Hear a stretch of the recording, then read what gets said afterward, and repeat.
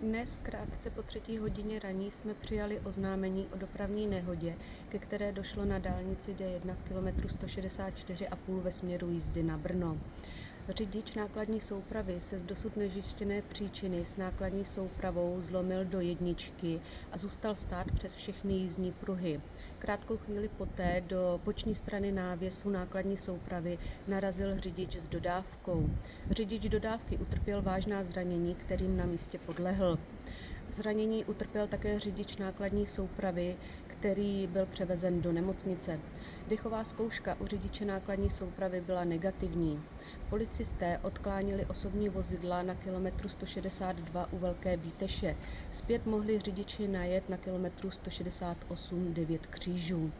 Policisté uzavřeli také výjezd z parkoviště v kilometru 166, aby odtahové a vyprošťovací firmy mohly dojet k místu dopravní nehody protisměrem.